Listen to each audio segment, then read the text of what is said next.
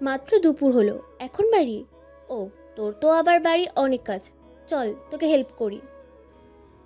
আমি পারবো, তোরা থাক এখানে। টাটা, কাল দেখা হবে, সাবধানে থাকিস। তুইও সাবধানে যা। আর শোন, যাওয়ার আগে ডক্টরের কাছ থেকে ঘুরে যা। হুম। দিয়া ওখান থেকে বেরিয়ে রাস্তার পাশ দিয়ে হেঁটে যাচ্ছে। হঠাৎ ওর মাথা ঘুরে আসে, আর পড়ে যেতে লাগলেই কেউ একজন এসে ওকে ধরে ফেলে। দিয়ার যখন জ্ঞান ফেরে তখন ও একটা চলন্ত গাড়িতে কারোর বুকে মাথা রেখে বসে আছে। দিয়া চোখ পিটপিট করে তাকাতেই পাশে সুদর্শন পুরুষকে দেখে চমকে যায়। এই, কে আপনি? আমাকে কোথায় নিয়ে যাচ্ছেন? গাড়ি থামান, থামান বলছি। ভয় পেও না। এতক্ষণ ভয় পাইনি, কিন্তু আপনার ঠান্ডা কোল্ড ড্রিঙ্কসের গলা শুনে সত্যি ভয় লাগছে। দিয়ার কথায় মুচকি হাসলো লোকটা, তারপর পানির বোতল এগিয়ে দিয়ে বলল, পানি খাও। গাড়ি থামাতে বলেন। আর কে আপনি? আমি এখানে কিভাবে এলাম? উড়ে উড়ে। মাথার সব তার লুজ নাকি? আমি উড়ে উড়ে আসবো? আমার কি ডানা আছে? চুপ করে বসো, নাহলে কিন্তু তোমাকে পাচার করে দেব। দেখে তো মেয়ে পাচারকারী বলে মনে হয় না। বাদ দিন, ঠান্ডা মাথায় জিজ্ঞাসা করছি, নাম কি আপনার? রওশন ইয়ারাফ। কিউট নেম, তা আমাকে তুলে আনলেন কেন? হুম হুম। রাস্তায় টেমে সেন্সলেস হয়ে পড়ে যাচ্ছিল, তাই দয়া করে গাড়িতে তুলে নিলাম। ধন্যবাদ দয়া করার জন্য, তবে এখন নামিয়ে দিতে পারেন। আমি একদম ফিট এখন। চেক করে দেখতে হবে। কি কি চেক করবেন? হসপিটালে যাচ্ছে, তোর কি হয়েছে সেটা জানার জন্য। তখন ক্যান্টিনে, আর এখন রাস্তায়। এভাবে টাল খাও কেন? ওসব জেনে আপনার লাভ নাই। কোথা থেকে উড়ে আসলেন আল্লাহই জানে। ঢাকা থেকে এসছে, তোমাদের কলেজ থেকে কিছু বেস্ট স্টুডেন্ট বেছে আমাদের কলেজে নিয়ে যাব। টিচার? আই হোপ তোমার কাছে আসার একটা সুযোগ পেয়ে গেলাম দিয়া। এবার তোমার মনের কাছে যাওয়ার সুযোগ খুঁজতে হবে আমায়।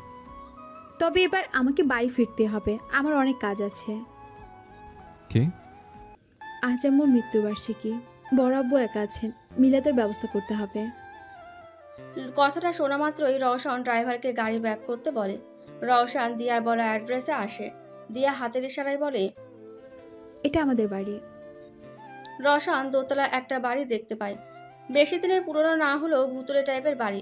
দিয়া কৃতজ্ঞতা জানানোর জন্য রওশনকে বাড়ির ভেতরে আসতে বলে, কিন্তু রওশন সোজা না করে দেয়। তবুও দিয়া নাছোড়বান্দা। এতটা হেল্প করলেন, এইটুকু কষ্ট করে ভিতরে আসুন না, না হলে খারাপ লাগবে আমার, প্লিজ। এবার আর না করতে পারল না রওশন। অস্বস্তি নিয়ে ভূতের বাড়িতে ঢুকলো, কিন্তু এই অস্বস্তি বেশিক্ষণ টিকলো না। অদ্ভুত রকমের সুন্দর বাড়ির ভেতরটা। নীল আর সাদা রঙের বাড়িটা বিভিন্ন শোপিস দিয়ে সাজানো। রওশন আরেকটু ভেতরে যেতেই অনেক মানুষ দেখতে পেল। তারা হাতে হাতে বিভিন্ন কাজ করছে, কিন্তু দিয়াকে দেখে সবাই একসাথে বেরিয়ে গেল। রওশন প্রশ্ন করলো, তোমাকে দেখে সবাই বেরিয়ে গেল কেন? ওরা শুকনো চিরা ভাসতে আসছিল, আমি আসায় সেই লক্ষ্যভেদ হয়ে গেছে, তাই চলে গেছে। মানে? ওনারা আব্বুকে আমার আর আম্মুর নামে কটু কথা শুনিয়ে উত্তেজিত করে এসেছিল। আব্বু হার্টের পেশেন্ট, অলরেডি 2বার হার্ট অ্যাটাক করেছে। এবার যদি কোনো প্রবলেম হয় তাহলে আব্বুকে আর। তোমার আব্বুকে মেরে ওদের কি লাভ? এই বাড়িটা, আব্বু মারা গেলে এই বাড়িটা আমার ছোট চাচার ছেলেদের নামে হয়ে যাবে। কারণ আমি মেয়ে সম্পত্তির 1/3 পাবো আমি, যা পাওয়া আর না পাওয়া সমান। তাহলে তোমার এই কঠিন রূপ সম্পত্তির জন্য? না, আব্বুর জন্য। এই বাড়িটা আব্বুর কাছে নিজের প্রাণের চেয়েও প্রিয়। আম্মুর প্রতিটা স্মৃতি এই বাড়িতে মিশে আছে, যেটা আঁকড়ে ধরে আব্বু বাঁচতে চায়। তুমি কি চাও? আব্বুকে ভালো রাখতে চাই। আর নিজের জন্য? আচ্ছা, কেমন বর চাও তুমি? আমার মতো শ্যামলা মেয়েকে ভালোবেসে কেউ ঘরের বউ বানাতে চাইবে না। আসলে আমাকে ভালোবাসার মতো মন কারোই নেই। এই পর্যন্ত যাদের দেখেছি সবাই আমার শরীরের জন্য আমাকে বিয়ে করতে চেয়েছে, কেউ ভালোবাসতে চায়নি, আমাকে বুঝতে চায়নি। নিজের অনেক কষ্ট এখনও টিকিয়ে রেখেছি, না হলে সেই কবে মানুষের ভোগের বস্তু হয়ে যেতাম। এসব কে কে জানে? তিথি, টিয়া, সবুজ আর আপনি। সবুজকে? বেস্টু, বাদ দিন সেসব, বসুন, আমি আপনার জন্য কিছু বানিয়ে আনি। সেদিন আর রওশন ঢাকায় ফেরেনি, দিয়ার কাছেই ছিল। দিয়াকে সারাদিন হেল্প করেছে। এমনকি দিয়ার আব্বুকে একজন হার্ট সার্জনের কাছেও নিয়ে গেছে। দিয়া প্রথমে মানা করলেও আব্বুর কথা ভেবে রওশনের জেদের কাছে হার মানে। আপনার এই ঋণ আমি জীবনেও ভুলব না। যদি কখনো সুযোগ পাই তাহলে ঋণ পরিশোধ করার চেষ্টা করব।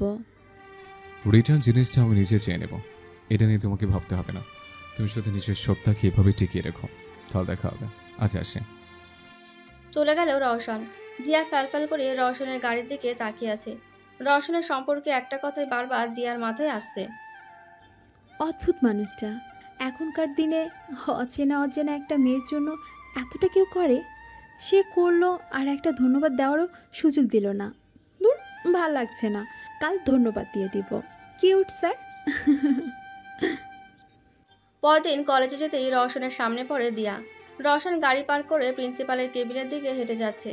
দিয়া আকাশের দিকে তাকিয়ে ভাবতে লাগলো, এখন কি তাকে ডেকে থ্যাঙ্কস দেবে নাকি পরে দিবে। সিদ্ধান্ত নিল পরে ডেকে দিবে, তাই আবার ক্লাসের দিকে পা বাড়ালো। হঠাৎ পেছন থেকে কেউ চিৎকার দিল। এই দিয়া, দিয়া দাঁড়া। একটা ছেলে দৌড়াচ্ছে আর দিয়ার নাম ধরে ডাকছে। ছেলেটা হলদে ফর্সা, মুখের গড়ন গোলগাল, চুলগুলো বাদামি রঙের, পরনে জিন্স আর টি শার্ট, ঘাড়ে ব্যাগ। ছেলেটা দৌড়ে দিয়ার কাছে এসে ওকে জড়িয়ে ধরলো। ওদিকে দিয়ার নাম শুনে রওশনও পেছনে ফিরে তাকায়। আর এমন দৃশ্য দেখে রাগে ও শরীর জ্বলে উঠল। দিয়া ঠাস করে একটা থাপ্পড় দিল ছেলেটাকে। ছেলেটা অসহায় চোখে গালে হাত দিয়ে প্রশ্ন করলো, মারলি কেন? মারবো না, চুম্মা দেব। সাথে সাথে ছেলেটা মুখ এগিয়ে দিল। দে, আই ওয়ান্ট এ চুম্মা। কুত্তা হারামি, রাঙামাটি গেছিস, একবারও বলেছিস আমাদের? তারপরও নাকি অ্যাক্সিডেন্ট করেছিস। গত পরশু আন্টির কাছ থেকে জানলাম এসব। ভাগ্যিস জিজ্ঞাসা করেছিলাম, না হলে তো জানতামই না। আমাকে সবটা না জানানোর শাস্তি স্বরূপ এবার তোকে পুঁতে ফেলবো এখানে। একদম না দিও বেবি। আমি মরলে আমার বউ বিধবা হয়ে যাবে, কষ্ট পাবে। অন্তত আমার বাসর অবধি ওয়েট কর, বাসরের পর মারিস। তখন তো আরেকটা মেয়ের ক্ষতি হয়ে যাবে। তুই নিজে তো মরবি, আরেকজনকেও মারবি। এ পর্যন্ত একটা মশা মারতে পারলাম না, আবার নাকি মানুষ মারবো? পারবি না তো পারবি কেমনে? তুই কি পুরুষ নাকি? Totally ladies. মাঝে মাঝে তো সন্দেহ হয়, মন চায় চেক করে দেখি তুই আদৌ নাকি। এত বড় অপমান! আমার পুরুষত্ব নিয়ে সন্দেহ? তারা তুই। দিয়াকে আর পাইকে এক ছুটে ক্যান্টিনে তিথিদের কাছে চলে গেল। ছেলেটিও পেছন পেছন ছুটছে। কৌতূহল মেটানোর জন্য রওশনও ওদের পেছন পেছন গেল। ছেলেটিকে দেখে তিথি লাফিয়ে উঠল। সবুজ, তুই কবে আসলি? এখনো মরিসনি? সবুজ ছোটাছুটি বাদ দিয়ে উত্তর দিল, কেন? আমার মরার কথা ছিল নাকি? আমাকে মারার এত শখ কেন তোদের? তুই মরলে মিলাদ আর চল্লিশা ভালো করে খেতে পারতাম। সবগুলো ডাইনি। তুই কি ফিল্মের হিরো নাকি হারামি? তোদের দুজনের জন্য আমার এখনো হিললে হচ্ছে না। যে মেরে পটাতে যাই সেই তোদের ভয়ে ভেঙে যায়। টিয়ার দিকে তাকা, বাইরেও তো চোখ যায় কেন? পশু পাখি ঘরে পুষতে মানা করছে আম্মু। দিয়া পিঞ্চ দিয়ে বলল, মাম্মাস বয়, তুই নিজেও তো জিরাফ, সজারু, বান্দর। তো আন্টি কি তোরে চোখে দেখে না? তোরে ঘর থেকে লাথি দিয়ে বের করে না কেন? আমার বের করলে নাতি নাতনির মুখ দেখবে কি করে? হায় রে লেডিস, ওটা পুতা পত্নী, পুত্রের ছেলে মেয়ে। আজ নিজেই নিজের কথার দ্বারা প্রমাণ করে দিলি যে তুই মাইয়া। না, আর সহ্য করা যায় না। চল, আজকে তোর কাছে প্রমাণ দিয়েই দিই আমি পুরুষ নাকি। অডিটোরিয়াম খালি আছে, চল। রওশন এতক্ষণ চুপ ছিল, কিন্তু এবার রাগ চরম সীমায় পৌঁছে গেল। ওরা কি বলছে? দিয়াকে নিয়ে সবুজের। রওশন দাঁতে দাঁত চেপে বলল, কি হচ্ছে এখানে?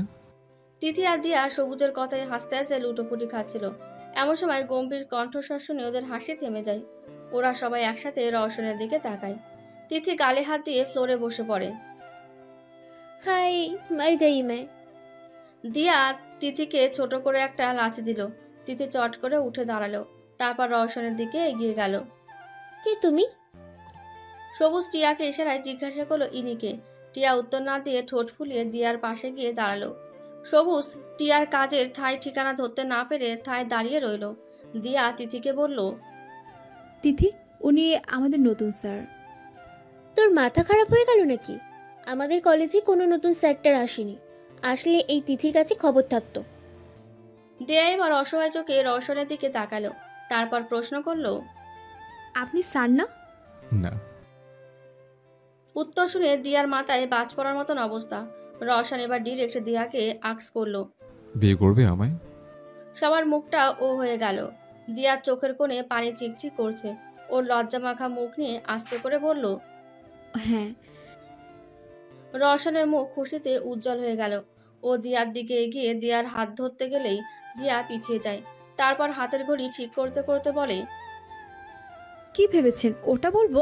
নো মিস্টার রওশন ইয়ারাব, আপনি একজন ফ্লট লায়ার যে কাল সারাটা দিন আমাকে মিথ্যে বলেছেন। বিশ্বাসের সুযোগটা এমনভাবে কাজে লাগালেন। রওশন চোয়াল শক্ত করে বলে, তোমাকে ভালোবাসি আমি, আর তোমাকে আমার চাই। এটা জেনে রাখো দিয়া পাখি, আজ থেকে ঠিক 1 মাসের মাথা তুমি নিজে আমাকে ভালোবাসার কথা বলবে। অসম্ভব। অসম্ভবকে সম্ভব করে রওশনের speciality. So be ready for that day. আপনি দিয়ামণিকে চিনতে ভুল করেছেন। আপনি যা চান তা কখনো হবে না। দিয়া এগুলো মুখে বলল, মনে মনে অন্য কিছু বলল। আমি আপনার জীবন নষ্ট করতে চাই না রওশন। আমি চাই না আমার জন্য আপনি হাজারো প্রশ্নের সম্মুখীন হন। রওশন যেন দিয়ার মুখ দেখে ওর মনের কথা বুঝে ফেলল। সেও মনে মনে বলল, তোমার বিশ্বাসের সাথে সাথে যেদিন ভালোবাসাটা অর্জন করব, সেদিন বুঝবে রওশন তোমাকে কতটা চায়, তোমার ভালোবাসা কতটা চায়। এই 28 বছরের নিরামিষ লাইফ নতুন করে আমিষ হতে চাইছে, তাও শুধুমাত্র তোমার জন্য। নিজের ইচ্ছা না হোক, লাইফের ইচ্ছেটা আমি অবশ্যই পূরণ করবো দিয়া। দেখা যাক কি হয়। বাই দ্য ওয়ে তিথি, তুমি প্রিন্সিপালকে এখানে নিয়ে আসো। তিথি একবার দিয়ার দিকে তাকালো। দিয়া ইশারায় যেতে মানা করছে। Okay fine. রওশন কাউকে ফোন দিল।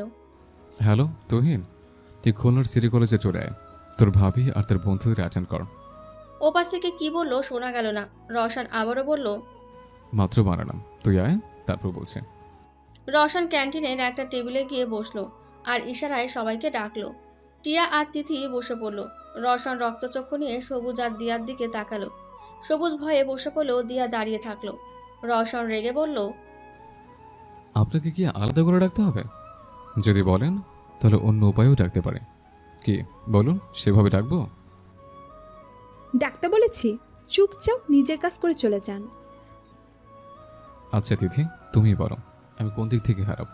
চেহারা, মাসো, বাড়িঘরের তো অভাব নেই, তবু তোমার বান্ধবী পড়ছে না, কারণ কি?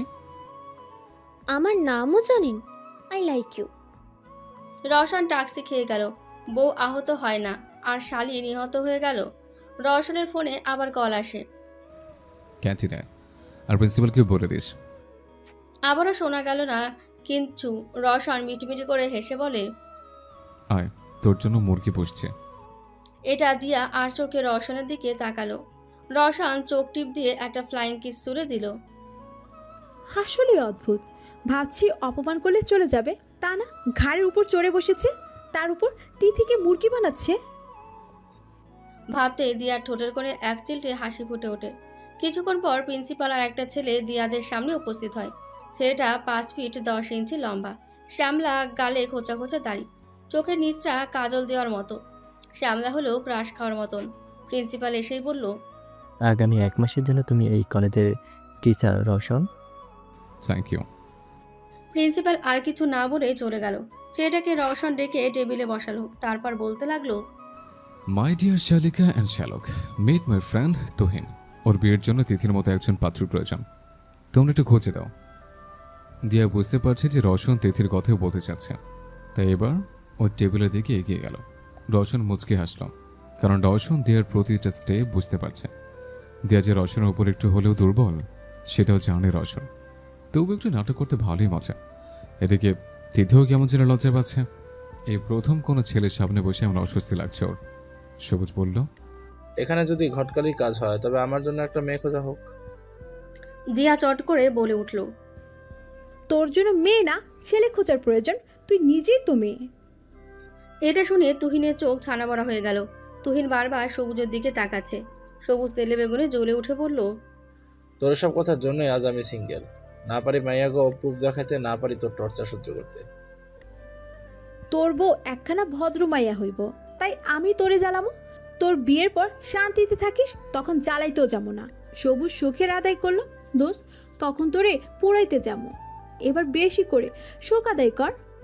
টিয়া বলে উঠল, দিয়া, আমি বাড়ি যাচ্ছি, আমার ভালো লাগছে না।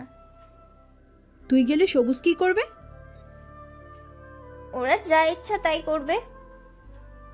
তিথির মাথায় দুষ্টু বুদ্ধি আসলো। চলো আমরা স্প্রিং দা বোতল খেলি। টিয়া তুইও খেলবি, কোথাও যাবি না। টিয়া সায় দিল, কারণ ও না করলে তিথি ওর 13টা বাজিয়ে দেবে।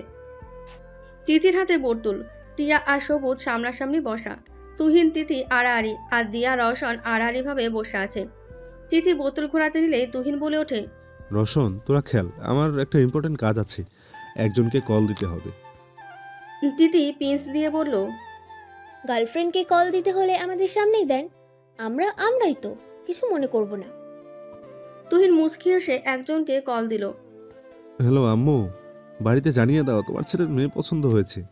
তুহিনের আম্মু কি বলছে বোঝা যাচ্ছে না। তুহিন ফের বলে ওঠে, বাচ্চা মেয়ে আম্মু, 2-1 বছর যাক তারপর বিয়ে করব। ও পাশ থেকে কি বলল শোনা না গেলেও তুহিনের কথা বুঝতে পারলো ওর বিয়ের কথা হচ্ছে। ছবি তো নেই, দাঁড়াও তুলে দিচ্ছি। তুহিন তিথির সামনে এসে ফটাফট কিছু ছবি তুলে নিল, তারপর ওর মায়ের কাছে পাঠিয়ে দিল। তিথি হতবাক হয়ে তাকিয়ে আছে, কি হচ্ছে এসব। দিয়াও একটু শকড। ফার্স্ট দিনে ট্রেনের মতো দৌড়াবে আশা করেনি ও। রওশন মুসকি মুসকি হাসছে। তিথি এক লাফে দাঁড়িয়ে গেল। এটা কি হলো? আমার ছবি কেন তুললেন? কি হবে, তোমাকে দেখতে চেয়েছে আম্মু, তাই ছবি তুলে দিলাম। আমি আপনাকে বিয়ে করব না। দিয়া তিথিকে জোরে চিমটি দেয়। তিথিও রাগে ফুঁসতে ফুঁসতে বলে, এটা কোনো কথা? আমি প্রেম না করে বিয়ে করব না, তুই আটকা দিয়া। দিয়া হাসি চেপে রেখে বলে, ভাইয়া এঙ্গেজমেন্ট করে রেখে কয়েক বছর প্রেম করুন, তাহলে আমার বেস্টুর 4 বছরে আশা পূর্ণ হবে। জি ভাবি, আপনি যা বলবেন তাই হবে। তুহিনের কথা শুনে দিয়া চোখ ছোট ছোট করে ফেলে, তারপর বোতল ঘোরায়। ফার্স্টে তিথি আর সবুজের দিকে বরাবর বোতল থামে। দিয়া চিল্লিয়ে বলে, আমি টাস্কো দিব। ভালো কিছু দিস রে বইন। সবুজ রে 5 মিনিট লাথি দে। মোক্ষম সুযোগ। তিথি সবুজের দিকে এগিয়ে যেতে সবুজ দৌড়ে পালিয়ে গেল। তিথি এখনো থায় দাঁড়িয়ে আছে। আবার বোতল ঘোরানো হলো। দিয়া আর রওশনের দিকে মার্ক করে আছে বোতল। টিয়া বলল, টিও বেবি ভাইয়ার প্রস্তাবে রাজি হয়ে যা, না হলে একটা ডিপ লিপ কিস কর। তুহিন আর রওশন এটা শুনে একে অন্যের মুখের দিকে তাকাচ্ছে। দিয়া রাগে লোক নিয়ে টিয়ার দিকে তাকাতেই টিয়া ব্যাগ নিয়ে গায়েব। রওশন চেয়ার থেকে উঠে দিয়ার সামনে আসে। দিয়া পাখি চলো তোমার বাড়ি যাব। কেন, নিজের বাড়ি নেই? যান, নিজের বাড়ি যান, আমি আপনাকে আমার বাড়ি নিয়ে যাব না। দিয়া পাখি তুমি হয়তো ভুলে যাচ্ছ, কাল তোমাদের বাড়ি গিয়েছিলাম আমি, তাই অ্যাড্রেস না বললেও যেতে পারবো। আর আমি গিয়ে যদি এসব দেখাই। ফোন বের করে কিছু ছবি দেখালো। গতকাল গাড়িতে বসে তোলা ছবি, যেখানে দিয়া রওশনের বুকে মাথা রেখে ঘুমাচ্ছে। ব্ল্যাকমেল করছেন? হুম, হবু বউকে কেউ ব্ল্যাকমেল করে? আমি তো। চলুন, যত সব। রওশন দিয়ার বাড়ি গিয়ে ওর আব্বুকে দেখে চলে আসে। দিয়া দরজার সামনে দাঁড়িয়ে বিড়বিড় করছে, জমের বাচ্চা জম, পৃথিবীতে আর কোনো মাইয়া পাইলি না ব্ল্যাকমেল করার মতো? আমাকে তোর টার্গেট করতে হলো? তোর বউ 1 নম্বরের ডাইনি হবে। দিয়ার কথা মিলিয়ে নিস তুই। তারপর প্রতিদিন দিয়া আর রওশনের দেখা হয়। রওশন নিজ থেকে দিয়ার কাছে যেত, ওকে আগ বাড়িয়ে চ্যাপ্টার বুঝিয়ে দিত। প্রিন্সিপালেরও ট্রান্সফার হয়ে যায়। ওদিকে তিথি আর তুহিন চুটিয়ে প্রেম করছে। তুহিন প্রতিদিন তিথিকে কলেজে দিয়ে যায়, আবার কলেজ শেষে ঘুরতে নিয়ে যায়। এমনকি নিজের বাড়িতেও নিয়ে সবাইকে দেখিয়ে এনেছে। আর সবুজ টিয়া, দিয়া প্লাস তিথি হয়তো অনুমানের বশে ওদের এক করে ফেলেছে, কারণ ভালোবাসার ভয়ও ওদের মধ্যে দেখা যায় না। একদিন দিয়ার ক্লাস শেষে দিয়া বাড়ি আসার জন্য রেডি হচ্ছে, এমন সময় ক্লাসের দরজা লাগিয়ে দেয় কেউ। অন্ধকার দিয়ার বরাবরই ভালো লাগে, তবে ঘুটঘুটে অন্ধকারে শ্বাস নিতেও সমস্যা হয়।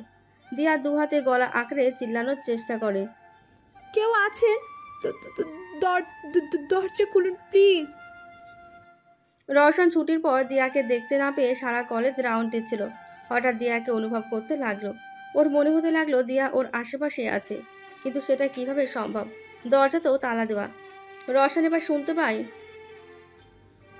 মেরুন, আমাকে বাঁচাও। দিয়ার কণ্ঠ শোনার সাথে সাথে রওশন ওই ক্লাসের সামনে আসে। দরজা খেয়াল করতেই দেখে তালাটা মারা হয়নি। তাড়াহুড়োই হয়তো তালাটা মারতে পারেনি সে। রওশন দরজা খুলে ভেতরে যেতে দেখে দিয়া মেঝেতে সেন্সলেস হয়ে পড়ে আছে, মুখ দিয়ে রক্ত বেরোচ্ছে। ও দৌড়ে দিয়ার কাছে যায়। দিয়া পাখি কি হলো তোমার? তুমি এখানে কেন? তোমার কিচ্ছু হবে না, আমি তোমাকে এক্ষুনি হসপিটালে নিয়ে যাচ্ছি। রওশন দিয়াকে নিয়ে হসপিটালে চলে আসে। আইসিইউতে দিয়া, বাইরে দাঁড়িয়ে আছে রওশন, তুহিন আর তিথি। ডক্টর বেরিয়ে আসলো। আমার দিয়ার কি হয়েছে ডক্টর? ও ঠিক আছে তো? জ্ঞান ফিরেছে? কথা বলছে? পেশেন্টের কি হন আপনি? হাজব্যান্ড। তাহলে আপনি এটা নিশ্চয়ই জানেন যে পেশেন্টের অবস্থা কেমন। ব্রেনের ইনজুরির কথা জেনেও অপারেশন কেন করাননি?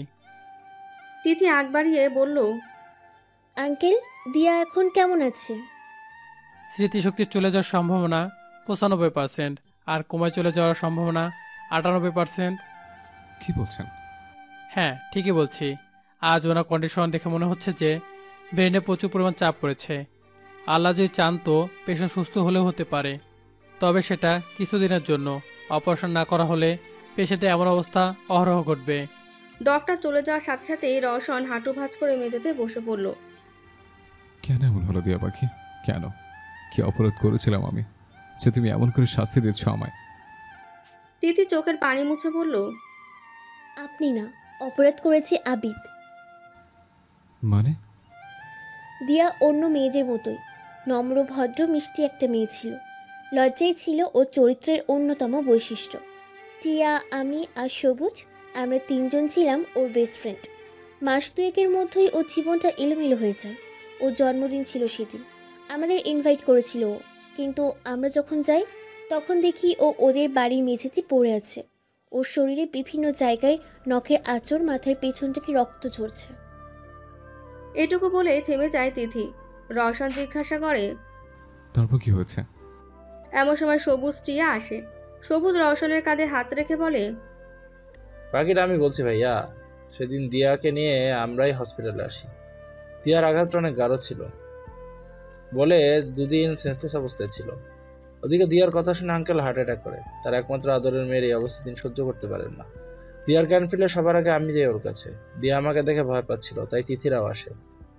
2 মাস আগে তিথি দিয়ার হাত ধরে বসে আছে, আর দিয়া চাদরের দিকে বারবার মুখ ঢাকছে ভয়ে।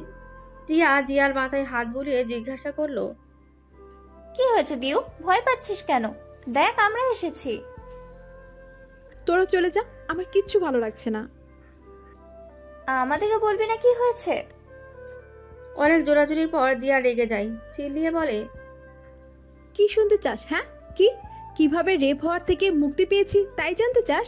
তবে শোন, আবিদ ভাই আসছিল আমার শরীর নিয়ে খেলতে। আমি তাকে মেরেছি, খুব করে মেরেছি, ফুলদানি ছুঁড়ে দিয়েছি ওনার মাথায়। টিয়া অবাক হয়ে গেল ওর কথা শুনে, কারণ আবিদ দিয়া ছোট চাচার বড় ছেলে। দিয়া সহ ওরা সবাই আবিদকে অনেক শ্রদ্ধা করত। আজ সেই আবিদই দিয়াকে একা পেয়ে সবুজ প্রশ্ন করলো, তুই ব্যথা পেলি কিভাবে? আমার মতো চরিত্রহীন মেয়ের তো মরে যাওয়াই উচিত। ওই পশু আমাকে ছুঁয়ে আমাকে অপবিত্র করে ফেলেছে। এখন কে বিশ্বাস করবে যে আমি নির্দোষ? আমার সম্মান আমি বাঁচাতে পেরেছি, কেউ না। কারণ আমার মতো নরম মেয়ে এই এলাকায় আর নেই। তাহলে তুই নিজেই নিজেকে আঘাত করেছিস? হ্যাঁ, আবার করব। সবুজ জোর করে দিয়াকে থাপ্পড় দিল। দিয়া সবুজের দিকে তাকিয়ে আছে, চোখ বেয়ে নোনা জল পড়ছে, সেদিকে ওর হুঁশ নেই। সবুজ বলতে লাগলো, মরবি তাই না? তোকে বাঁচানো আমাদের ভুল হয়েছে, আর তুই এতটা যখন করতে পেরেছিস, বাকিটা করার সাহস কি আমাদের অনুপ্রেরণা পেতিস না? তোকে নিজের বোনের মতো দেখি আমরা জানি তুই ঠিক নাকি ভুল। আর আবিদের ব্যবস্থা তো করবই। আগে বল, তোর মরার কারণ কি? শুধু এই শয়তানের ছোঁয়া? তোর বাঁচার কারণ কি আমরা না? তোর আব্বু, সে তোর অবস্থা শুনে? আব্বুর কি হয়েছে? আব্বু কোথায়? আমার আব্বু ঠিক আছে তো? তা জেনে তুই কি করবি? তুই তো মরবি, যা মর, বাকিদের কথা ভাবতে হবে না তোর। আব্বুর কাছে নিয়ে চল আমাকে। আমি ছাড়া আব্বু ঠিক হবে না।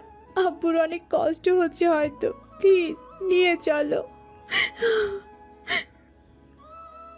আঙ্কেল এখন ঠিক আছে, কিন্তু তুই মিথ্যা বলছিস কেন? তোকে আবিদ ভাই আঘাত করেছে তাই না? তোরা আবিদ ভাইকে কিচ্ছু বলিস না, তাহলে ছোট চাচা অনেক কষ্ট পাবে। পাক, যে যা করবে তার ফল পাবেই। অন্যের কথা ভেবে ভেবেই আজ তোর এই হাল। আমার বন্ধুর সাথে কোনো অন্যায় আমরা মানিনি, আর মানবো না। রওশন চুপ করে সবটা শুনছিল, আর বারবার আইসিইউর রুমের দিকে তাকাচ্ছিল। তুহিন বলল, আবিদ কোথায় এখন? জেলে। আমরা সেদিনও ওর নামে কেস করি, 5 বছরের জেল হয়েছে ওর। আর দিয়াও নিজেকে তৈরি করে ফেলেছে। তবে আঘাতটা বেশি পাওয়ায় ওরই অবস্থা। ডাক্তার বলেছিল অপারেশনের জন্য মেন্টালি প্রিপারেশন প্রয়োজন, তাই এখন অপারেশনটা করা হয়নি। হঠাৎ একজন নার্স বেরিয়ে আসলো। এখানে রওশন কে? আমি। তাড়াতাড়ি চলুন, পেশেন্ট আপনাকে খুঁজছে। রওশন এক মুহূর্ত সময় নষ্ট না করে দিয়ার কাছে চলে যায়। দিয়া বেডে শুয়ে আছে, হাতে নাকে 3-4টে ক্যানুলার ফাঁকে অক্সিজেন মাস্ক। দিয়া হাত দিয়ে মাস্ক খুলতে গেলেই রওশন এসে দিয়ার হাত চেপে ধরে। খোলো না। দিয়া মুচকি এসে মাস্ক খুলে বলে, আমি যদি আপনাকে ভুলে যাই, আপনিও কি আমাকে ভুলে যাবেন? এমনটা হওয়ার আগে যেন আল্লাহ আমাকে তার কাছে নিয়ে যায়। আপুর খেয়াল রাখবেন। আর হ্যাঁ, ভালোবাসি আপনাকে। নিজের অবস্থা জেনেই আপনার থেকে দূরে থেকেছি, আপনাকে কষ্ট দিয়েছি, মাফ করে দিবেন আমায়। আর যদি মরে যাই, একটা ভালো মেয়ে দেখে বিয়ে করে নেবেন। রওশন কথা বলার ভাষা হারিয়ে ফেলেছে। কি আবোল তাবোল বলছে দিয়া। দিয়া মরে গেলে রওশন যে বাঁচবে না, মরে যাবে রওশন। দিয়া কি বোঝে না ওর এই কথাগুলো রওশনকে তিলে তিলে শেষ করছে? রওশনকে একদৃষ্টিতে দিয়ার দিকে চেয়ে আছে দেখে দিয়া নিজের চোখ সরিয়ে নেয়। যমরাজের মতো লাগছে আপনাকে? আমার যমরাজ, যার কাছে আমি আমার রুহটা অনেক আগেই তুলে দিয়েছি। এখন শরীরের অবসান ঘটার বাকি। রওশন আর এক মুহূর্ত দাঁড়িয়ে থাকতে পারল না, দৌড়ে গিয়ে দিয়াকে জড়িয়ে ধরল। তারপর হাউমাউ করে কাঁদতে আরম্ভ করলো। সব ডক্টর নার্স রওশনের দিকে চেয়ে আছে। কোথাও যেতে দেব না তোমাকে। আমার বুক চিরে তোকে কলেজের ভেতর ঢুকিয়ে রাখবো। তুই ছাড়া কেউ আসবে না আমার জীবনে। আমার বুকে শুধুমাত্র তোর বাস, আর কারোর জায়গা নেই এখানে, বুঝলি? তুই যমরাজ তোকে অনেক ভালোবাসে রে, নিজের জীবনের চেয়ে বেশি ভালোবাসে। যেখানে তুই থাকবি না, সেখানে আমিও থাকবো না। বর্তমানে রওশনের ঘুম ভাঙে রশনির ডাকে। দিয়া আর রশনি কোমরে হাত দিয়ে গভীরভাবে পর্যবেক্ষণ করছে রওশনকে। দিয়া দৌড়ে গিয়ে একটা নিম গাছের ডাল ভেঙে আনলো। দিয়ার গাছের ডালটা এনে রওশনের হাতে দেয়। রওশন ভ্যাবাচাকা খেয়ে দিয়ার দিকে ক্যাবলাকান্তের মতো চেয়ে থাকে। রশনি নিজের ওড়নাটা খুলে রওশনের হাতে দেয়। রওশন এবার রাগি রাগি লোক নিয়ে ওদের দিকে তাকায়। রশনি আমতা আমতা করে বলে, ভাইয়া দেখ, তোর ডান সাইডে একটা পাখি, ওই যে তারের সাথে ঝুলে গেছে। ওইটাই লাঠিটা দিয়ে উড়িয়ে দে না প্লিজ। রওশন পেছনে তাকিয়ে দেখে বৈদ্যুতিক তারের সাথে একটা চড়ুই পাখি ঝুলে আছে। দিচ্ছি, দে। আমার ওড়নাটা নিচে ধরো, তাহলে ওড়নার উপর পড়বে বাচ্চাটা। বাচ্চাটা মানে? দিয়া কাঁদো কাঁদো মুখ নিয়ে বলল, বাচ্চা পাখিকে বাঁচিয়ে দিন না প্লিজ, প্লিজ। দিয়ার হাবভাব দেখে রওশন মনে মনে বলে, পাখির জন্য এত দরদ? কই, আমার জন্য তো এর 10 ভাগের 1 ভাগও নেই। রওশন পাখির বাচ্চাটা ডানা ছড়াচ্ছে আর বলছে, বুঝলে পাখি, আজ তোর উপরে হিংসা হচ্ছে। আমার বউ আমার চেয়ে তোকে বেশি ভালোবাসে। দেখ, তোর জন্য কেঁদে ফেলছে। আর আমি যে ছাদের কর্নারে এসে লাফাচ্ছি, তার দিকে কোনো নজরে নেই। কেন যে সব কিছু ভুলে গেল।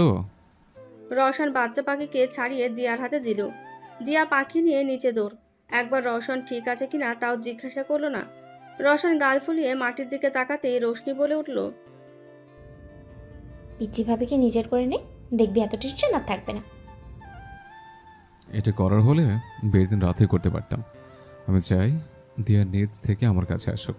বাদ দে, তুহিনদের আর টিয়াদের জানিয়ে দে 1 সপ্তাহ পর দিয়ার অপারেশন। আমি সব ব্যবস্থা করে ফেলেছি। তুই শিওর অপারেশন করাবি? ভাইয়া, পিচ্চি ভাবির লাইফ রিস্কে আছে। কিছু হবে না দিয়ান, তুই টেনশন করিস না। সকাল 9টা। দিয়া পাখিটাকে ছেড়ে দিয়ে রওশনের পেছন পেছন ঘুরছে। রওশন আর চোখে তাকাচ্ছে। কিছু বলবে? আপনি তো অনেক সুন্দর দেখতে, তাহলে আমাকে বিয়ে করলেন কেন? প্রশ্নটা মাথার মধ্যে ঘুরপাক খাচ্ছে। ভালোবাসি বলে। তাহলে আপনার গার্লফ্রেন্ডকে বিয়ে করতেন, আমাকে ফাঁসালেন কেন? দিয়া পাখি, আমার একটা কথা রাখবে? কি কথা? আগে বলো, আমি যা বলবো তাই করবে, নাহলে কিন্তু আমি অনেক কষ্ট পাবো। আপনি যা বলবেন আমি তাই করব। এই আপনাকে ছুঁয়ে বললাম। আমাকে মেরে ফেলতে পারবে? দিয়া রওশনের হাত ধরেছিল। কথাটা শোনা মাত্রই দিয়া রওশনের হাত ছেড়ে দেয়।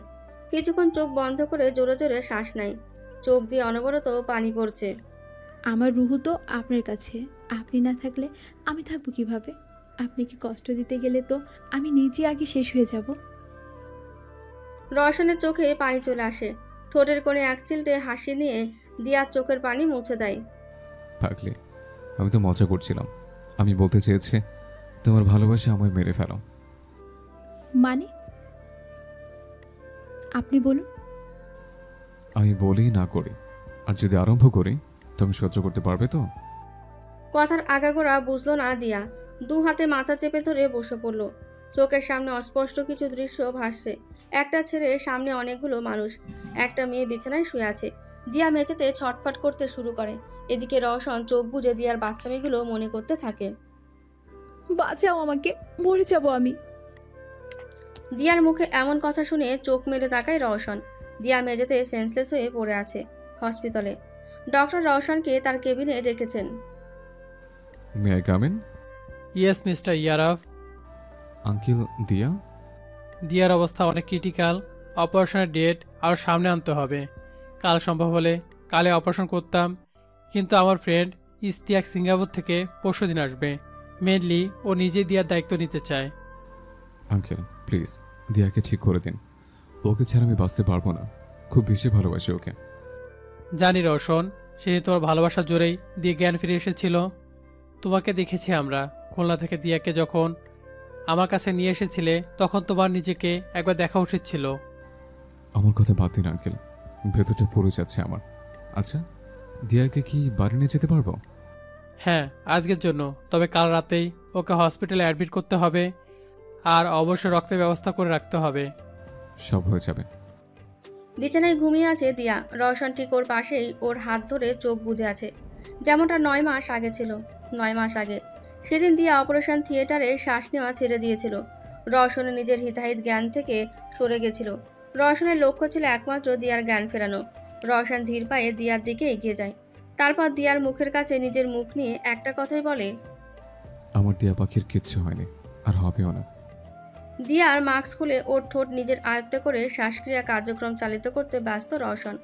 উপস্থিত নার্স এবং ডক্টর এক মনে চেয়ে আছে ওদের দিকে। কিছুক্ষণ পর দিয়ার আঙুল নড়ে ওঠে। নার্সরা ব্যস্ত হয়ে পড়ে ক্যানোলা ঠিক করতে। রওশন দিয়াকে ছেড়ে দিয়ার হাত ধরে পাশে দাঁড়াতেই ওর নিজেরও মাথা ঘুরে আসে। দিয়ার হাতের আঙুল নিজের হাতের মধ্যে আঁকড়ে ধরে চুপ করে বসে থাকে দিয়ার পাশেই। বর্তমানে দিয়া ঘুমের করেই হাতে গরম ছো অনুভব করতে থাকে। দিয়া চোখের সামনে পুরনো স্মৃতিগুলো ভাসতে থাকে। কলেজ ক্যাম্পাসে দাঁড়িয়ে আছে তিথি, টিয়া, তুহিন, সবুজ আর রওশন। দিয়া আর রওশন ওরা মজা করছে। হঠাৎ অন্ধকার রুমে আটকে যায় দিয়া। রওশন ওকে বাঁচাতে আসে। ব্যাস, লাফিয়ে ওঠে দিয়া। রওশন! দিয়ার আওয়াজে রওশন চোখ মেলে তাকায়। দিয়া ছটফট করছে দেখে রওশন দিয়াকে শান্ত করার জন্য নিজের বুকের সাথে চেপে ধরে। ছটফট করো না দিয়া পাখি, শান্ত হও। দেখো আমি আছি তো তোমার কাছে, কিচ্ছু হবে না তোমার। তোমার রওশন তোমার কিচ্ছু হতে দেবে না। আপু কোথায়? তিথি, সবুজ ওরা কোথায়? চমকে গেল রওশন। তবে কি দিয়ার সব মনে পড়ে গেছে? ওরা কাল আসবে দিয়া পাখি, তুমি চিন্তা করো না। দেখো পরশু তোমার চেক আপ হলেই তুমি একেবারে সুস্থ হয়ে যাবে। চেক আপ নাকি অপারেশন? মিথ্যে বলছেন আমায়। কিন্তু কেন? আমি তো সব কিছু জানি। তোমার সব মনে পড়ে গেছে? সব মানে? আমার তো সেই দিনের ক্লাসরুমে যেগুলো হয়েছিল সেগুলো আর ঘটে যাওয়া কিছুদিনের কথা মনে আছে। আমাকে মনে আছে তোমার? মনে থাকলেই কি আর না থাকলেই বা কি? আমার অজান্তেই তো বিয়ে করে বন্দি করে রেখেছেন। এবার নাটক বন্ধ করে ছাড়ুন আমাকে। নিজেকে ছাড়িয়ে নিল দিয়া, কারণ দিয়া রওশনকে তিলে তিলে কষ্ট দিতে পারবে না। একবার আঘাত পেয়ে সবটা কাটিয়ে উঠতে পারলেই দিয়ার কর্তব্য শেষ। আমি যে বেশি দিন বাঁচবো না রওশন, চলে যেতে হবে আমায়। আমি জানি শুধু ব্রেন ইনজুরি না, আমার ব্রেন টিউমার হয়েছে। থিয়েটারের সব কথা মনে পড়েছে আমার। এই একটা বছর আমি নিজের অজান্তেই কষ্ট দিয়েছি আপনাকে, এবার সজ্ঞানে কষ্ট দিব। আমাকে ঘৃণা করবেন আপনি, জাস্ট ঘৃণা। কিন্তু কি করব আমি? রওশনের মাথায় দিয়ার একটা কথাই ঘুরপাক খাচ্ছে। আমি তো সব কিছুই জানি। আমাকে কষ্ট দিতে চাও তাই না দিয়া পাখি? তোমার ভেতরে কি চলছে সেটা জানো খুব একটা কষ্টের না আমার জন্য। ব্রেন টিউমার তো এখন কমন হয়ে গেছে। ডক্টর তোমাকে পরশু ঠিক করে দেবে, আর এই 2 দিন তুমি যা চাইবে তাই হবে। ঘৃণা করবো তোমায়, যাতে তুমি নিজের ক্ষতি করবে না আর তোমার মনও শান্ত থাকবে। রওশন ওখান থেকে উঠে চলে গেল। দিয়া ভেজা চোখে রওশনের দিকে চেয়ে আছে। আল্লাহ কেন বারবার আমার পরীক্ষা নেয়?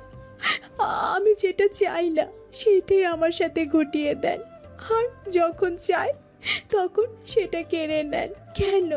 আমি চাইনি যে কেউ কখনো আমার জীবনে আসুক, কিন্তু ভাগ্যের কি পরিহাস, আল্লাহ তাআলা আপনাকে আমার জীবনে পাঠালো। মনে আছে আমাদের প্রথম দিনের কথা, যখন আপনার বুকের ধুকধুক শব্দের মাঝে আলাদা একটা অনুভূতি জন্মে গিয়েছিল। আপনাকে বাড়ির ভিতরে নিয়ে যাওয়ার একমাত্র উদ্দেশ্য ছিল আপনাকে কিছুক্ষণ চোখের সামনে দেখতে পাবো, কিন্তু আপনি কি করলেন? পরের দিনই বিয়ের প্রপোজাল দিয়ে বসলেন, বলেছিলেন 1 মাসের মধ্যে আমি আপনার ভালোবাসা স্বীকার করব। কিন্তু এটা কি জানেন, আমি আপনারও আগে থেকে আপনাকে ভালোবাসি।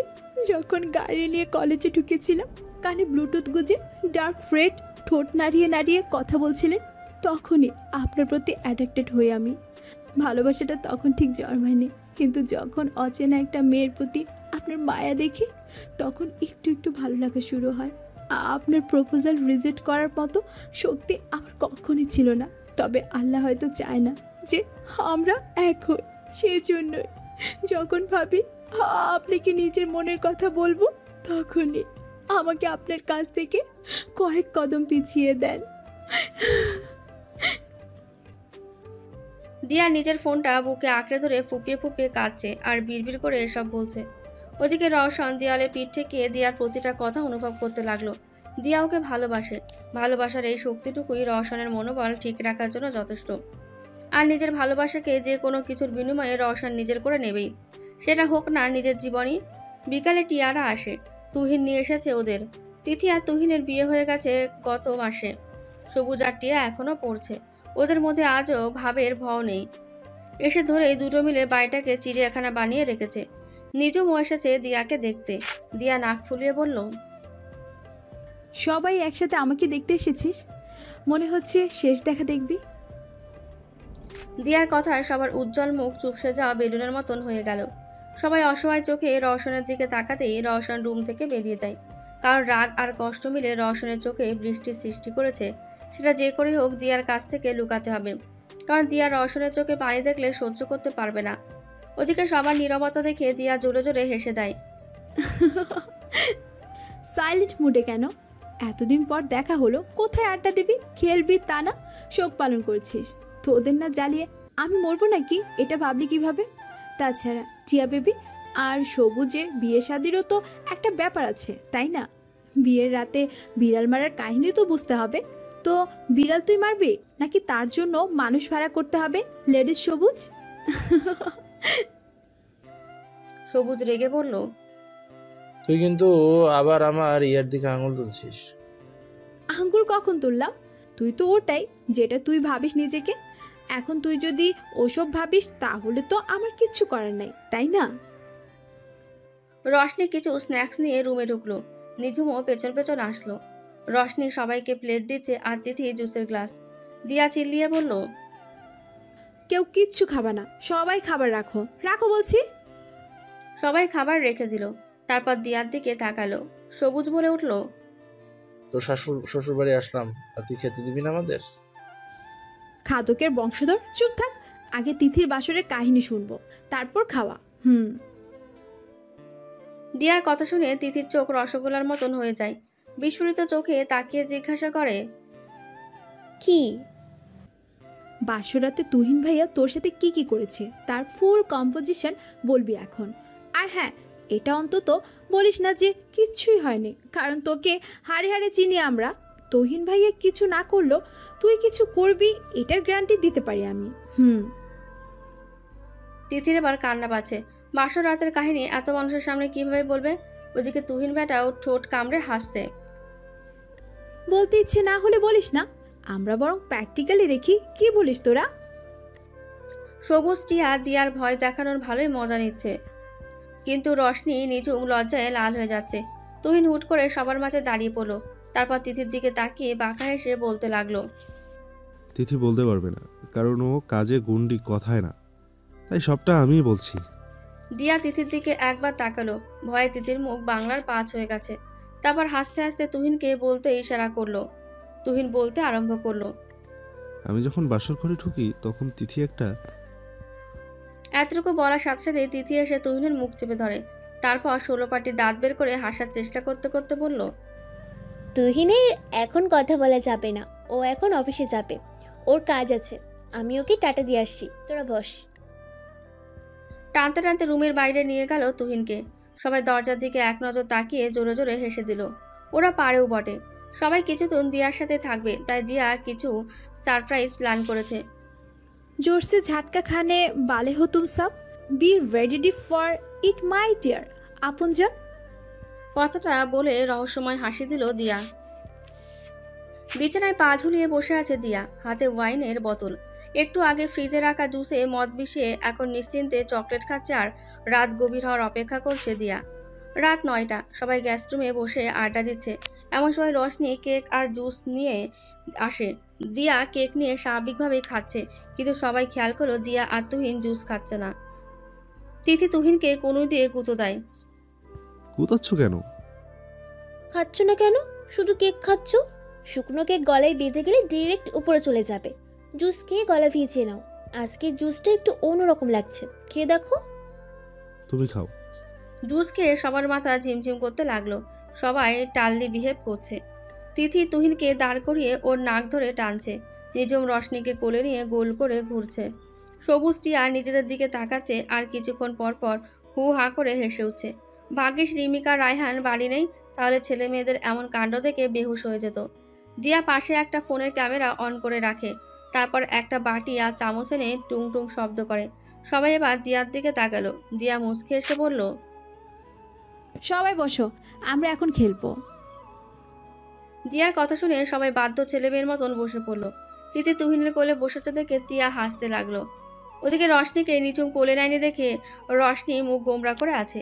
তুহিন দিয়ার দিকে তাকিয়ে গোমরা মুখে জিজ্ঞাসা করলো, এবার কি হবে ভাবি? সবাই তো ড্র্যাঙ্ক, এদের সামলাবো কিভাবে? मैं हूं ना। মুচকি এসে উত্তর দিল দিয়া। তো সবাই বলো, এখন কার কি মন চাচ্ছে? তিথি লাফিয়ে উঠে বলল, রোম্যান্স। আমার আদর খেতে ইচ্ছা করছে। আই নিড অনেক আদর। তুহিন, আমাকে আদর করো। তুহিনের গাল টেনে ধরে তিথি আদো আদো গলায় বলছে আর তুহিনের দিকে মুখ এগিয়ে দিচ্ছে। দিয়া হালকা হেসে উত্তর দিল, সেটা পরে, এখন তোকে তুহিন কিছু গিফট দিতে চায়, সেটা তো নে। রাত তো এখনো অনেক বাকি, রোমান্স না হয় রুমে গিয়ে করিস। দিয়া চোখ টিপ দিয়ে বলল। তুহিন উঠে গিয়ে একটা বড় বক্স আনে, জার্পিং পেপারে মোড়ানো বক্স। তুহিন বক্সটা এনে তিথির সামনে দেয়। তিথি বক্সটা ধরে দাঁত দিয়ে কামড়ে খোলার চেষ্টা করছে, কিন্তু পাচ্ছে না। খুলতে না পেরে তিথি জোরে জোরে কেঁদে দেয়। বক্স খুলতে পারছি না। আমার গিফট খুলে দাও এটা। দিয়া বক্সটা থেকে জার্পিং পেপার খুলে তিথির হাতে দেয়। তিথি একটানে ছিঁড়ে ফেলে কার্টুন, ভেতরে দুটো বক্সিং গ্লোভস। তিথির ছোট থেকেই বক্সিং শেখার শখ। ও সব সময় বলতো ও বক্সিং শিখবে, দুর্বল মেয়েদের পাশে দাঁড়াবে, বাজে বাজে ছেলেদের মেরে শিক্ষা দেবে। তাই দিয়া এগুলো সব তুহিনকে বলেছিল। তুহিনও তিথির শখ মেটানোর সব ব্যবস্থা করে ফেললো। তিথি গ্লাভস দুটো হাতে তুলে চুমু দিল, তারপর ওগুলো পরে তুহিনের কাছে গেল। তুমি হলে বেস্ট বর। তুমি জানো আমি আব্বুর কাছে কত কেঁদেছি বক্সিং শিখবো তাই, কিন্তু আব্বু বলেছে মেয়েদের এগুলো করতে হয় না। দেখো আজ এগুলো আমার হাতে, তুমি দিয়েছো আমাকে। তুমি আমার সব কথা শোনো, আমার সব ইচ্ছে পূরণ করো।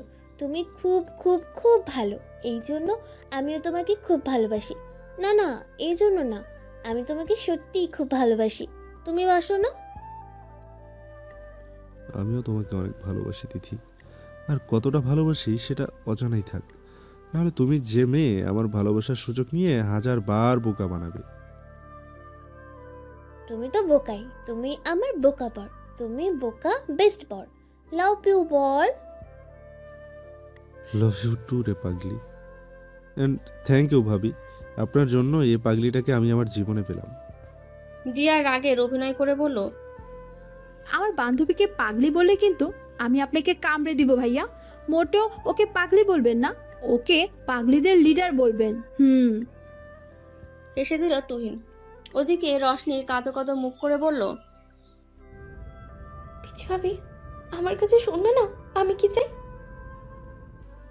হ্যাঁ তো তুমি কি চাও আপু?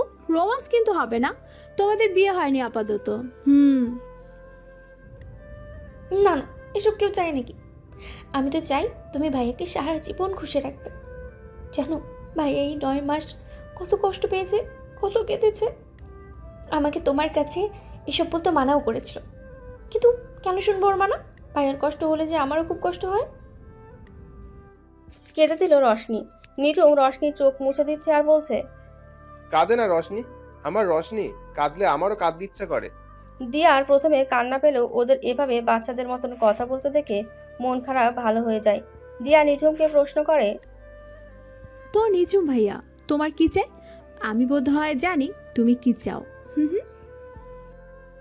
কি চাই আমি? ঘুরতে যেতে চাও, লং ড্রাইভে, তাই না? হ্যাঁ তো আমি তো এটাই চাই। তুমি কি করে বুঝলে? তুমি কি জ্যোতিষী, মনের কথা পড়তে পারো? এটা তো তোমার রোশনি বলেছিল, তাই তোমাদের জন্য আমি একটা গাড়ির কথা বলছি রওশনকে, SMS করেছিলাম, হয়তো দেখে কিনে ফেলেছে। এবার খুশি তো? অনেক খুশি, তুমি অনেক ভালো ভাবি, কিন্তু তোমার চেয়ে আমার রশনি বেশি ভালো, তাই না রশনি? রশনি ঘাড় 45 ডিগ্রি অ্যাঙ্গেলে ঘুরিয়ে একবার দিয়ার দিকে আর একবার নিজের দিকে ঘুরিয়ে বলল, পিচি ভাবি ভালো, আমিও ভালো। আমি তোমার কাছে বেশি ভালো, পিচি ভাবি ভাইয়ের কাছে বেশি ভালো। আসলে যে যাকে ভালোবাসে সে তাকে অন্য কারোর সাথে কম্পেয়ার করতে পারে না, কখনো অন্য কারোর সাথে গুলিয়ে ফেলতে বা অন্য কারোর পাশে সহ্য করতে পারে না। কথাটা মাথায় আসতে দিয়া ভাবতে লাগলো, রওশনের কাছ থেকে দূরে গেলে রওশন নতুন আরেকজনকে ওর জীবনে আনবে। রওশনকে দিয়াকে ভুলে অন্যতে মিশে যাবে। দিয়াকে কি আর ভালোবাসবে না? আমার দিয়া পাখিকে আমি আগে যেমন ভালোবাসতাম এখনো বাসি, আর ভবিষ্যতেও বাসবো। তাই আমাকে নিয়ে ভয় না পেয়ে সবাইকে নিয়ে ভাবো। আর প্ল্যানিংয়ে সবাই আছে, কিন্তু আমি নেই কেন? ইটস নট ফেয়ার দিয়া পাখি। রওশনের গলা শুনে পেছনে তাকায় দিয়া। রওশন প্যান্টের পকেটে 2 হাত গুজে দরজার সাথে পিঠ থেকে দিয়ার দিকে তাকিয়ে বেবি ফেস করে অদ্ভুতভাবে ঠোঁট নাড়িয়ে কথাগুলো বলল, এই লোকটা এমন কেন? মনে মনে কি ভাবছি সেটাও বলে দিচ্ছে। কিভাবে বুঝতে পারে এসব? আমার উপর টুকটাক করেনি তো? তোমার মনের কথা জানার জন্য আমাকে অন্য কৌশল ব্যবহার করতে হয় না দিয়া পাখি। তোমার চোখ আর ঠোঁট নাড়ানো দেখলেই সব বুঝতে পারি আমি। কথাটা শোনা মাত্র দিয়া হাত দিয়ে ঠোঁট চেপে হাত ধরে। তা দেখে ফিক করে হেসে দেয় তুহিন। লজ্জায় দিয়া মাথা নিচু করে ফেলে। ঠিক তখনই রওশন বলে ওঠে, এখন এত লজ্জা? যখন তোমাকে নিজের করে নেব তখন কি করবে? তুহিন পিঞ্চ দিয়ে বলল, তখন তো ভাসবে রে রওশন। আমারটারে দেখেই বুঝে গেছি, তিথির মতো গুন্ডি টাইপের নির্লজ্জ, অল্প লজ্জাওয়ালা মেয়ে আমার সামনে লজ্জায় যে হারে কাঁপাকাঁপি করছে, তাতে আমাদের ভাবিকে খুঁজে পাওয়াই যাবে না, বিলীন হয়ে যাবে। রওশন ক্লোজ আপ হাসি দিয়ে বলল, ও বিলীন হয়ে গেলে রোমান্স কি তোর বউয়ের সাথে করব? আমার বউ? ভাই ও হেভি ডেঞ্জারাস। ছুতে গেলেই কারেন্ট লাগে, এত জোরে ধাক্কা দেয় যে বৈদ্যুতিক শক্তিকেও হার মানায়। তোরটা পারফেক্ট, তাই ওটা নিয়েই খুশি থাক। তোরও তো তাও ছুতে দিস, আমার এখন একটা কিসও করেনি। দিয়া ওদের অভিযোগ আর কথা শুনে বেকুব বনে গেল। কি সব লাগাম ছাড়া কথাবার্তা! এতগুলো মানুষের সামনে ছোঁয়াছুঁয়ি কিস কারেন্ট! তুহিন ভাইকে ইনোসেন্ট ভাবছিলাম, এখন দেখি দুটাই এক। এদের মধ্যে লজ্জা শরম বলতে কিচ্ছু নাই। এই জন্যই একবার বলাতে মদ নিয়ে চলে আসছে। উফ, আগে 3টা লজ্জাহীন বন্ধু ছিল, এখন আরো 2টা অ্যাড হলো। লজ্জায় দিয়ার নাক মুখ কান গরম হয়ে যাচ্ছে, রীতিমতন লালচে হয়ে যাচ্ছে। রওশন দিয়াকে খোঁচা মেরে তুহিনকে বলে, চুপ কর, আমার বউ লজ্জায় লাল টমেটো হয়ে যাচ্ছে। তো খেয়ে ফেলো। খেতে মানা করেছে কে? একবার তো টেস্ট করবি। বিয়ে করেছিস তো একবার টেস্ট করে দেখবি না? দিয়া এবার দাঁড়িয়ে গেল, বলল, আমার একটা কাজ আছে, আমাকে আমাদের রুমে যেতে হবে। দরজার কাছে আসতেই বিপদে পড়ে গেল দিয়া। রওশন দরজার সামনে থেকে সরছে না। টিয়া চিল্লিয়ে বলল, আমাদের কিছু দিবি না বেবি? রওশন দিয়ার সামনে এগোতে এগোতে বলল, দিয়ার অপারেশন হলে আমরা বান্দরবানে ঘুরতে যাব। নীলগিরি, নাফাখুম, আমিয়াখুম, সাত ভাইখুম, আর ট্যুরের সব খরচ আমার। এতে চলবে তো তোদের? সবুজ ঢলতে ঢলতে বলল, খুব চলবে, তবে এখন ঘুমের প্রয়োজন। আমি ঘুমালাম, টাটা সবাইকে। সরুন, আমি যাব, কাজ আছে। সরে গেলে রওশন। দিয়া সোজা রুমে চলে এসে দরজা লক করে ঘুমিয়ে গেল। সকালে দিয়াকে নিয়ে হাসপাতালে চলে আসলো রওশন আর টিয়া। তিথিরা আসতে চেয়েছিল, কিন্তু দিয়া চায়নি এত মানুষ নিয়ে হাসপাতালে যেতে। তাই তিথিরা না চাইতেও বাড়ির থেকে যায়। দিয়ার কিছু টেস্ট করিয়ে দুপুরবেলা ছেড়ে দেয় ডক্টর আঙ্কেল। রওশন দিয়াদের নিয়ে রেস্টুরেন্টে যায়। দুপুরের খাবার খেয়ে আবার হসপিটালে আসে। দিয়াকে 3 ঘন্টা পর পর 6টা স্যালাইন দিতে হবে। দিয়া বিছানায় শুয়ে আছে, পাশের চেয়ারে রওশন বসা। টিয়াকে বাড়ি পাঠিয়ে দিয়েছে দিয়া। বেচারি এমনি হসপিটালে থাকতে পারে না, তারপর আজ সারাদিন থেকে অসুস্থ হয়ে গেছে। বেডটা অনেক বড়, বসে না থেকে শুয়ে পড়ুন। দরকার নেই, তুমি ঘুমানোর চেষ্টা করো। সারাদিন অনেক ধকল গেছে তোমার উপর দিয়ে। আমি তো ভুলেই গিয়েছিলাম, আমার পাশে ঘুমালে মানুষের গায়ে ফোসকা পড়ে। আমার তো চর্মরোগের সমস্যা, তাই না? রওশন বুঝতে পারে যে দিয়া রেগে যাচ্ছে, তাই বিছানায় উঠে বসে। ভেবেছিলাম কারোর বুকে মাথা রেখে ঘুমাবো, কিন্তু আমার তো কেউ নাই, তাই আর ইচ্ছে জমে কি লাভ। থাক, বালিশে ঘুমাই। রওশন দিয়ার পাশে হেলান দিয়ে বসে দিয়ার মাথা সাবধানে নিজের বুকের ওপর রাখে।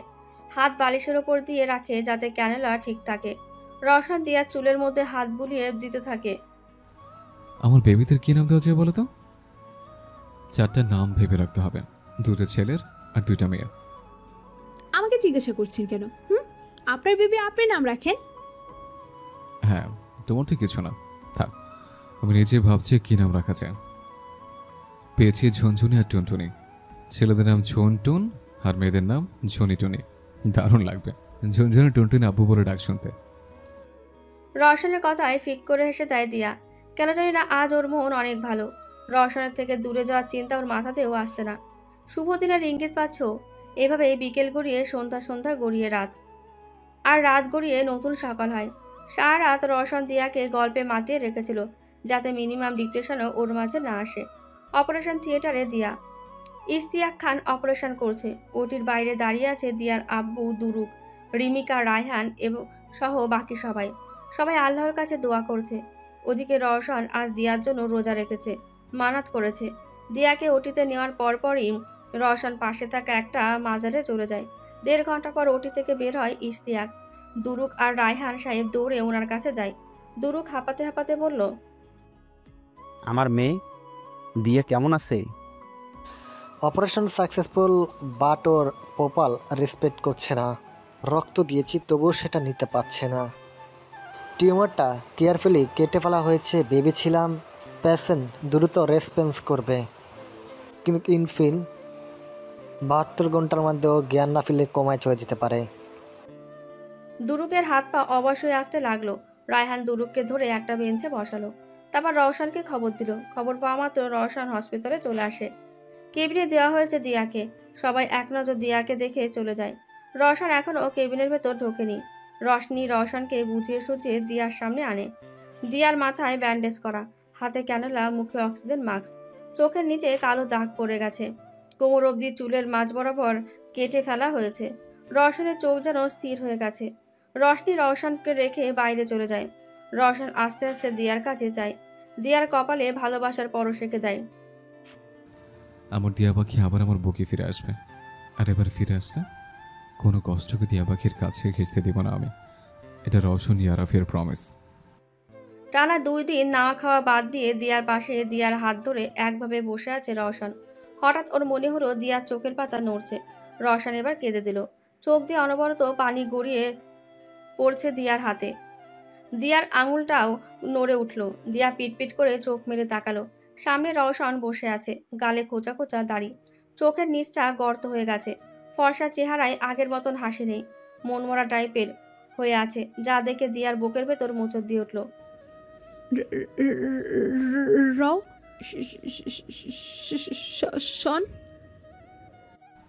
চুপ, কোনো কথা না। আগে তোমাকে দেখতে দাও আমায়। এক দৃষ্টিতে দিয়ার দিকে তাকিয়ে আছে রওশন। তারপর উঠে গিয়ে দিয়ার চোখে মুখে হাতে চুমু খেতে শুরু করে।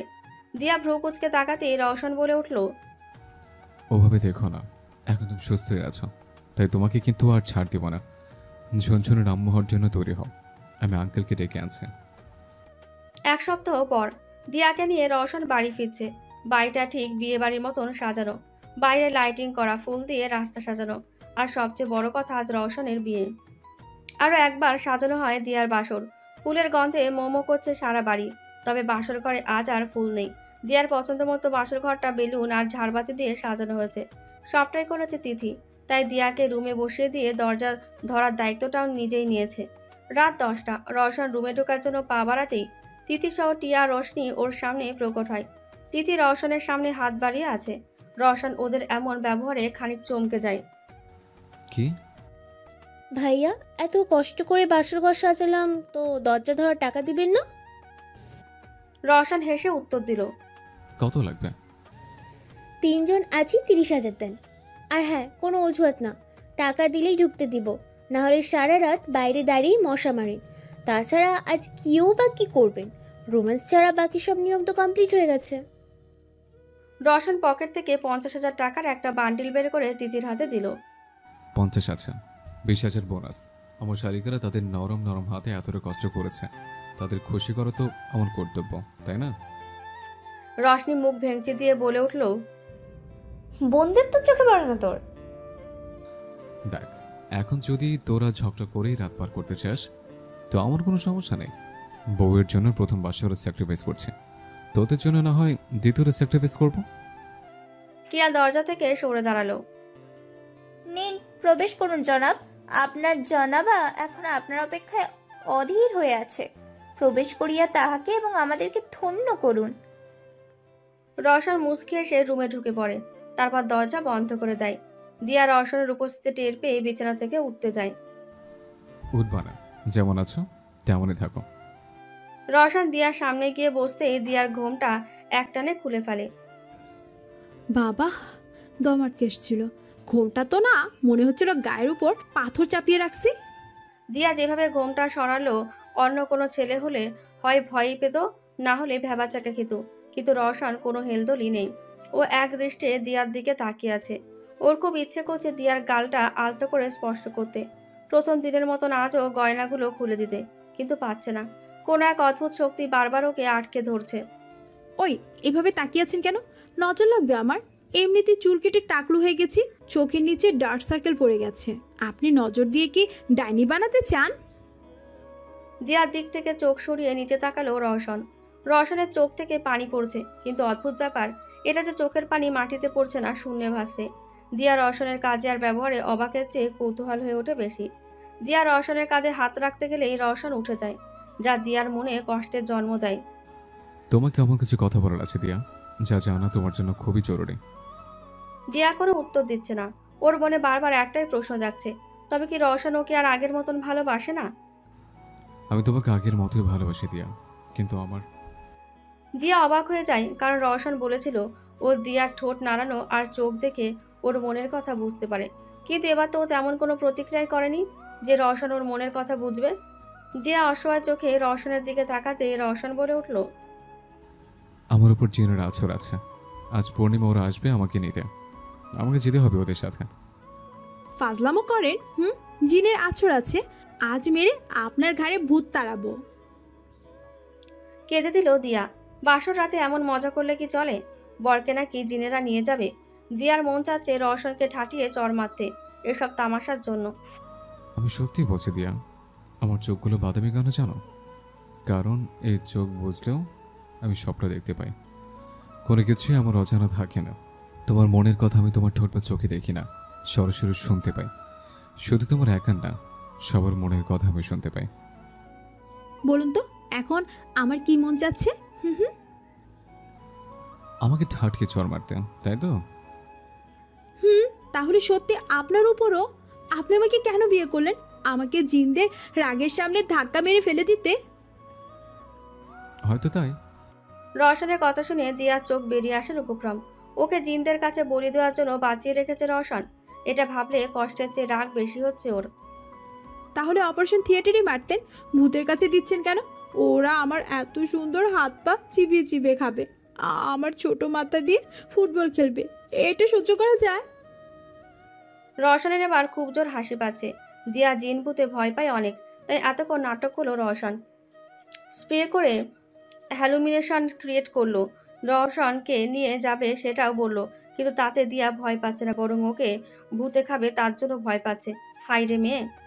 শুধু এর জন্য কান্না পাচ্ছে তোমার? তো আপনার জন্য কান্না পাবে? আপনাকে তো জিনরা পছন্দ করে। আপনাকে নিয়ে গেলে জামাই আদর দিয়ে আবার ফিরিয়ে দিয়ে যাবে। আমার মতো কাইল্লা মায়া নিয়ে গেলে উনুনের উপর ভাসবে আমারে। বিয়ে করেছি কোথাও, বাচ্চা কাচ্চা মানুষ করব তা না, জিনের চক্করে পড়েছি। তোর রওশন এবার জোরে জোরে হেসে দিল। দিয়া রওশনের হাসির দিকে চেয়ে আছে। লোকটা অদ্ভুতভাবে হাসে, প্রথমে মুসকি মুসকি হাসে, তারপর গজ দাঁতগুলো বের করে জোরে জোরে হাসতে থাকে, আর তারপর ঠোঁট কামড়ে চোখ বুজে বাচ্চাদের মতন হাসে। দিয়ার বাবু হলে ওরও রওশনের মতোই হবে, এটা ভাবতে দিয়া ফিক করে হেসে দেয়। রওশন দিয়ার এহেন আচরণে কখনোই অবাক হয় না, কারণ দিয়ার এই বাচ্চামিগুলোর সাথে রওশন খুব ভালোভাবেই পরিচিত। হাসছো কেন দিয়া পাখি? হাসা বন্ধ করে দেয় দিয়া। রওশন এতক্ষণ শুধু দিয়া বলে ডেকেছে, আর এখন দিয়া পাখি বলে ডাকছে কেন? আপনি তো মন পড়তে পারেন, তাহলে পড়ে দেখেন কেন হাসছি। বলে খিলখিল করে আবার হেসে উঠল। ওর মুখে দুষ্টুমির ছাপ স্পষ্ট। রওশন কিছু একটা ভেবে বলে উঠল, তুমি কেন হাসছো সেটা যদি না বলো তাহলে কিন্তু জিনদের ডেকে তোমাকে ধরিয়ে দেব। অদ্ভুত বর্ত আপনি। বাসরাতে নিজের বউকে কোথাও একটু আদর করবেন, ভালোবাসবেন তা না, ভয় দেখিয়ে যাচ্ছেন। এতক্ষণ ভয় না লাগলো, এখন তো ভয় লাগছে। আল্লাহ জানি এই বেটা আদৌ কি। তার মানে তুমি এতক্ষণ বাচ্চাদের প্ল্যানিং করছিলে? কোন বাচ্চার পাল্লে পড়লাম রে বাবা, এই তো তিল থেকে তাল বানানোর চিন্তা ভাবনা নিয়ে ব্যস্ত। বাসরাতে বউ লজ্জা পায় শুনেছে, তুহিনও তো বললো তিথি লজ্জায় নুয়ে গেছিল। তাহলে আমার বউ এমন হলো কেন? Totally baby. দিয়া থতমত খেয়ে উত্তর দেয়, না মানে ওসব কেন ভাববো। তাছাড়া আপনাকে তো আপনার অদ্ভুত আচরণের জন্য জিন নিয়ে যাবে, তাহলে বাবু আনবো কিভাবে? ও আসলে ভাবছিলাম তুমি তো অসুস্থ, তাই তোমার সাথে কিছু করবো না, সুস্থ হও তারপর। দিয়া মন খারাপ করে গয়না খুলতে লাগলো। রওশন এসে দিয়ার পাশে বসে ওকে সাহায্যের জন্য ওর হাত ধরতে দিয়া ঝাড়ি দিয়ে ওঠে। আমাকে টাচ করলে হাত কেটে দিব। এতক্ষণে মিথ্যা ভয় দেখাচ্ছেন, ভীষণ খারাপ আপনি। যান দূরে গিয়ে বসুন। রওশন দিয়াকে উঁচু করে নিজের কোলে বসে পেট আগলে চেপে বসিয়ে দেয়। সরি দিয়া পাখি, মজা করছিলাম এতক্ষণ, কিন্তু তাই বলে এত বড় শাস্তি দিবে? বাসরাতে বউকে টাচ করবো না, এদিকে আদৌ সম্ভব? সম্ভব, ছাড়ুন তো, ন্যাকামো ভাল লাগছে না। It's not nakame. It's called romance.